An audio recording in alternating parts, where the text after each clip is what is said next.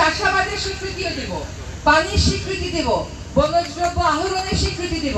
আমি আজকে ঘোষণা করে দিলাম এই মামলা আমরা প্রত্যাহার করে নিচ্ছি। এটা তো অস্বীকার করতে পারছি না।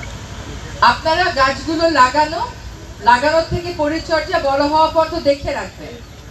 এটা তো নিজের বাচ্চা বড় করার মতন দাদা দিদিরা।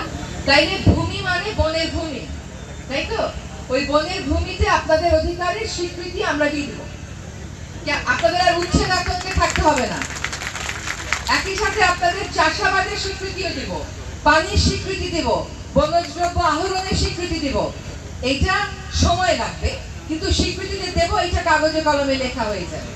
কিন্তু আপনাদের সাথে শর্ত হচ্ছে আপনারা জমিতে আনারস আর কলা চাষ করতে পারবেন না। করবেন কলা চাষ ভাই, এই জাগটা সরাতে বলবেন। জমিতে আপনারা বনের সাথে সামঞ্জস্যপূর্ণ যে কলা কমিয়ে আনতে হবে আমাদেরকে। রাজি আছেন? জোরে বলতে হবে তো? আচ্ছা, এখন আপনাদের উপর কোনো কিছু চাপিয়ে দিব না, আমি আপনাদের সাথে কথা বলি, এই কাজগুলো করা হবে।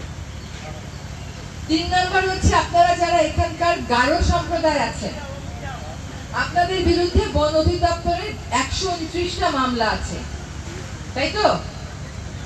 আমি আজকে ঘোষণা করে দিলাম এই মামলা আমরা প্রত্যাহার করে নিচ্ছি। এই মামলা প্রত্যাহার করার নীতিগত সিদ্ধান্ত আমরা নিয়ে নিয়েছি। এখন প্রক্রিয়ার ব্যাপার আছে। এই প্রক্রিয়াতে যাতে আপনাদেরকে হয়রানি না করে, হাজির হও এসব কথা না বলে, আমি বন বিভাগের উপরে একদম স্পষ্ট নির্দেশনা দিয়ে যাচ্ছি। কোনোভাবেই প্রথাগত বনবাসীকে হয়রানি করা যাবে না।